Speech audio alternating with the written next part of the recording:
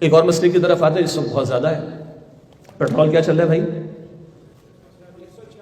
146. ٹھیک ہے. چینی کیا چل رہی ہے؟ تھوڑی سی کم ہوئی ہے. ٹھیک ہے جی. مشکلات تو ہے نا. اللہ تعالیٰ آسانی کا معاملہ فرمائے. یہ مسائل ہیں اور ہم اس کی نفی نہیں کر سکتے. ہم سب گزر رہے ہیں اس سے. مہنگائی کا طوفان ہے اور یہ مسئلہ ہے وہ مسئلہ بالکل ہے. اس کی کوئی نفی نہیں کی جا سکتی.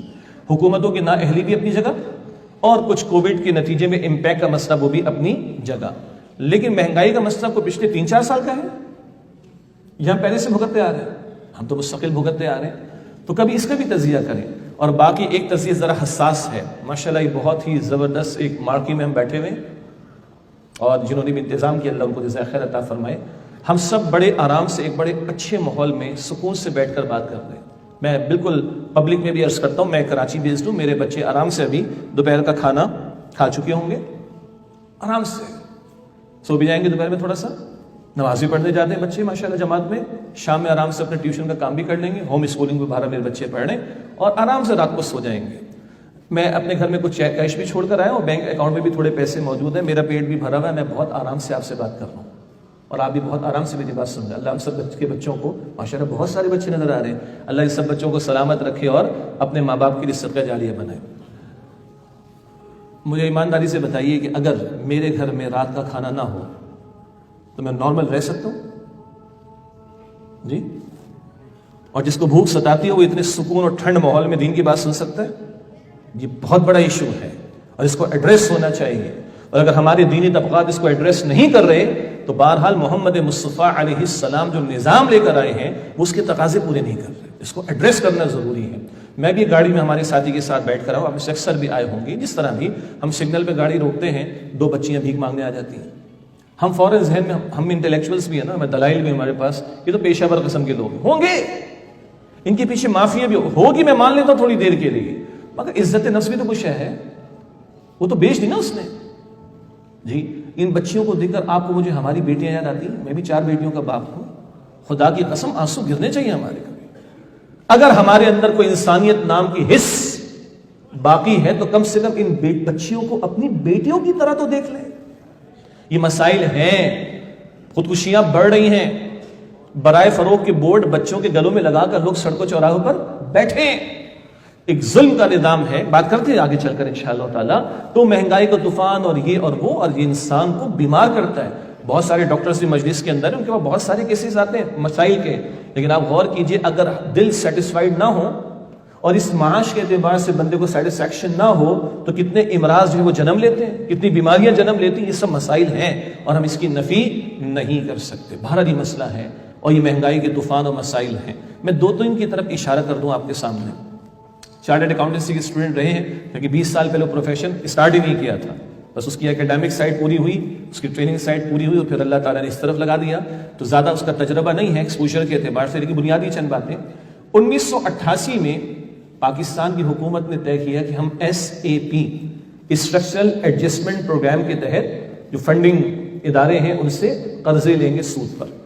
SAP 1988 سے کسی کا بھی دور تھا, چھوڑ دیں اس کو. 1988 سے پہلے کی فگرز اٹھائیے گا اور اس کے بعد ہر 10 سال کی فگرز دیکھ لیجیے گا. آپ کو زمین آسمان کا فرق نظر آئے گا. بے روزگاری جی, اسی طرح انفلیشن کا ریٹ جی وغیرہ, ٹیکسز کا معاملہ. آپ 88 سے پہلے اور 88 کے بعد ہر 5 سال کے بعد کی فگرز دیکھ لیں, آپ کو زمین آسمان کا فرق نظر آئے گا. 1988 سے ہم نے بیرونی قرضے, سودی قرضے لینا شروع کیے اور آج اس کی نحوست کا معاملہ یہ ہے کہ اس وقت جو بچہ پاکستان میں پیدا ہوگا وہ تقریباً 1,80,000 روپے کا مقروض پیدا ہوگا. تو پورے ملک کا قرض کتنا ہوگا اندازہ کریں. اور یہ سود در سود اور قرض پر سود اور اس سود کے ادا کرنے کے لیے پھر آگے پیسے لینا, پھر اس کے اوپر سود کی ادائیگی. اس ایک ہی نقطے پر اگر غور کر لیں تو اس سے مصیبت میں ڈالا گیا ہے. ایک بچہ ہمارے ہاں پیدا ہو رہا ہے 1,80,000 روپے کا مقروض جو اس وقت پیدا ہوگا. اور عجیب بات ہے, ایک ہمارے ایکسٹرنل ڈیٹ سے باہر سے جو قرضے ہم نے لیے ہیں اور ایک ہمارا انٹرنل ڈیٹ ہے, ہمارے اندرونی قرضے. یعنی گورنمنٹ کے بھی تو بہت سارے ادارے ہیں نا, وابڈا ہے, کراچی میں KE ہے, یہ PSO سے پیٹرول لیتے ہیں مثال کے طور پر. تو PSO کو پیمنٹ کرتے ہیں, لیٹ ہوتی ہے تو سود لگاتے ہیں اس کے اوپر. ایک ہی ادارہ گورنمنٹ کا دوسرے ادارے کو دے رہا ہے. اچھا جب یہ وابڈا والے اس کو سود ادا کریں گے, KE والے سود ادا کریں گے, تو وصول کس سے کریں گے؟ اینڈ یوزر تو آپ اور میں ہے نا. یہ تو فوراً سمجھ آ گئی. بعض اتنی مرتبہ سود لگتا ہے کہ وہ ایک چیز 100 روپے کی چلتی ہے وہ آپ کو بھی 500 روپے کی پڑتی ہے.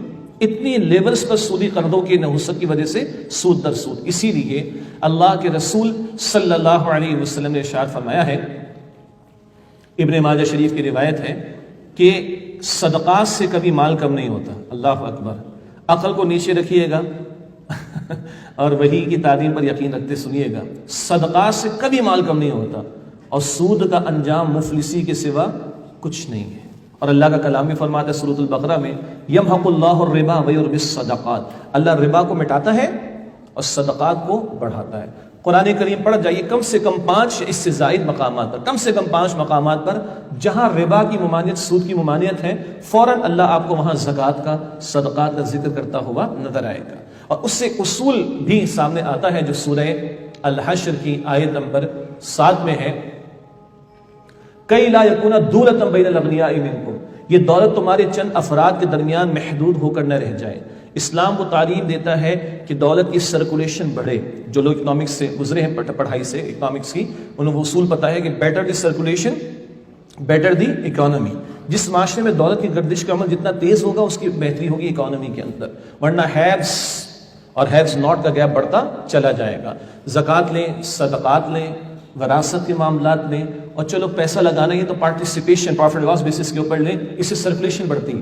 جوا لیں، سٹا لیں، سود لیں، اس سے چند افراد کے درمیان میں دولت مقید ہوتی ہے اور ایک بہت بڑی اکثریت جو ہے وہ ہیوز ناٹ کے گروپ میں جا کر بربادی کی طرف بڑھتی چلی جاتی ہے. مہنگائی کے حوالے سے میں نے صرف ابھی سود کی طرف اشارہ کیا ہے، باقی اس میں کوئی شک نہیں ہے، اس پر بھی ڈسکشن ہونا چاہیے کہ جو میں نے فراڈ کی طرف اشارہ کیا تھا اسی کے ذیل میں سمجھ لیں.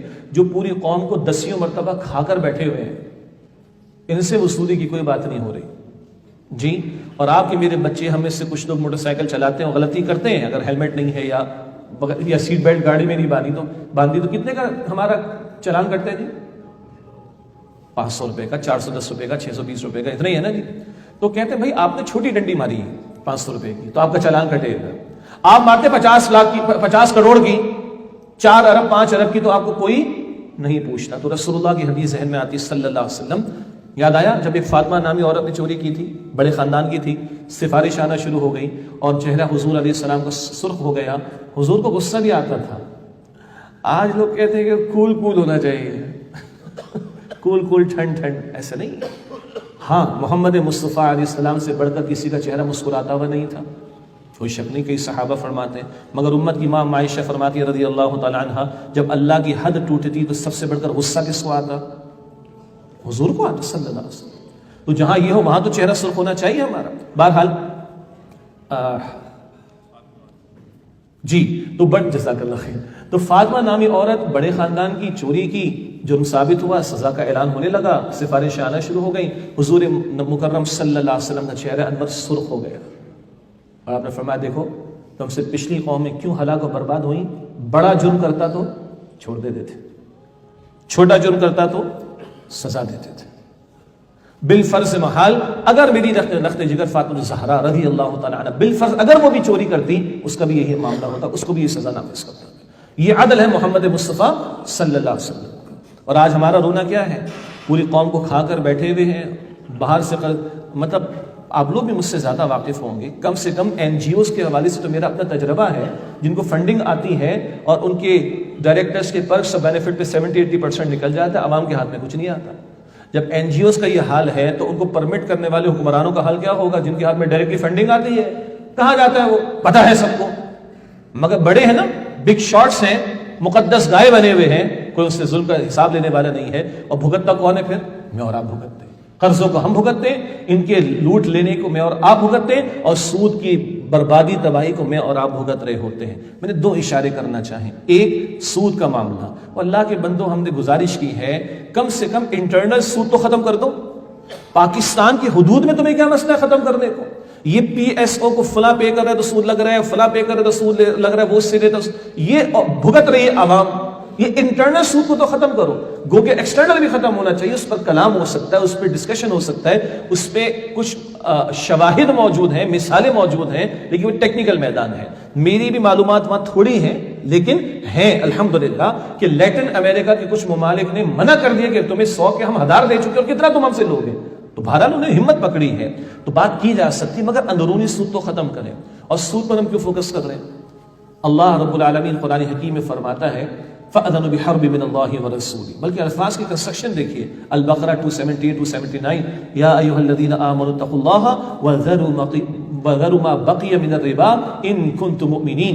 اے ایمان والو، آیت کے الفاظ دیکھیں. ایمان والو اللہ سے ڈرو، اللہ کا تقوی اختیار کرو، اور وذروا ما بقی من الربا، ربا میں سے سود میں سے جو رہے گا اس کو چھوڑ دو. ان کنتم مؤمنین، اگر تم ایمان والے ہو. آیت کا شروع ایمان والو، آیت کا اختتام ایمان والو. ڈرو اللہ سے اور کہا سود کو چھوڑ دو. تو سود اور ایمان ایک جگہ جمع نہیں ہو سکتا. آگے کیا ہے؟ فَإِن لَمْ تَفْعَلُوا، اگر نہیں چھوڑتے سود کے لین دین کو، معاملات کو، نظام کو، فَأَذَنُوا بِحَرْبٍ مِّنَ اللَّهِ وَرَسُولِهِ. تو اللہ تعالیٰ اور اس کے رسول علیہ السلام سے جنگ کے لیے تیار ہو جاؤ. یہ کھلی دھمکی ہے اللہ سبحانہ وتعالیٰ کی طرف سے. کیا مطلب ہے؟ جنگ کا حاصل عام طور پر تباہی ہوتا ہے، کسی کی تباہی، بربادی، شکست. تو اللہ کے ساتھ کوئی جنگ پر ہے تو تباہی کیسی ہوگی؟ اور اس کے رسول کے ساتھ جنگ کا معاملہ ہے تو تباہی بربادی کیسی ہوگی؟ اندازہ کیجئے. باقی سود کے حوالے سے بھی افسوس سے کہنا پڑتا ہے علماء کی محنت ہے، اہل علم کی محنت ہے، اور بعض لوگ عدالتی کارروائی کے اندر بھی یعنی لگے ہوئے ہیں. تنظیم اسلامی بھی، جماعت اسلامی کے وکلاء بھی، ہم سب کوشش کر رہے ہیں. 40 سال سے مسئلہ لنگر ون ہو رہا ہے.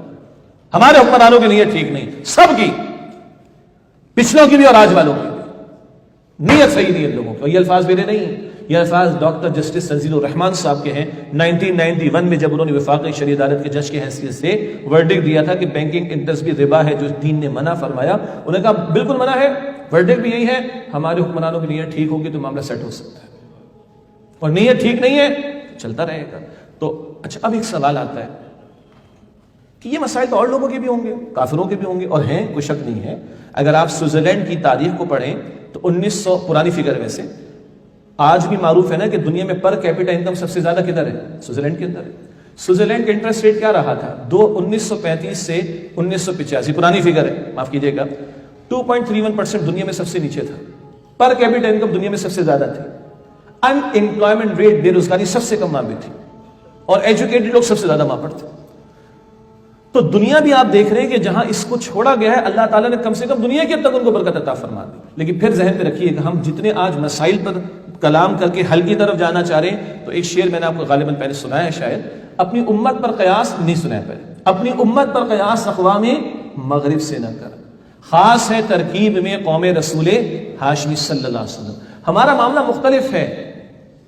نہ ماننے والا تو فرعون بھی تھا، دنیا تو دے دی تھی نا اللہ نے اس کو. نہ ماننے والا نمرود بھی تھا، شداد بھی تھا، قارون بھی تھا، حامان بھی تھا، ابو جہل بھی تھا، ابو لہب بھی تھا. سب کو دے دیا اللہ تعالیٰ نے. آخرت ان کے لیے کچھ نہیں. ماننے والوں کا معاملہ ڈیفرنٹ ہے. ماننے والے مانیں گے تو اللہ ادھر بھی عطا فرمائے گا. ایک ہے اللہ کو ماننا اور ایک ہے اللہ، بس یہ کو اور کی کا مسئلہ ہے، زیادہ نہیں ہے. بلکہ کو میں کاف ہے، کی میں بھی کاف ہے، واو اور الف کا مسئلہ ہے. تو ہم اللہ کو ماننے کے دعوے دار تو ہیں، اللہ کی نہیں مان. تو اس مہنگائی کے تعلق سے بھی ایک سود کا دھندا اگر ختم ہو تو اللہ کی رحمتیں برسیں گی انشاءاللہ. باقی اصل حل تو آگے آ رہا ہے تھوڑی دیر میں انشاءاللہ تعالی. اور یہ جو پوری قوم کو جن لوگوں نے لوٹا ہے، ان مجرموں کو سزا ملنی چاہیے نا، ان سے لوٹی ہوئی دولت واپس آنی چاہیے نا. اللہ اکبر.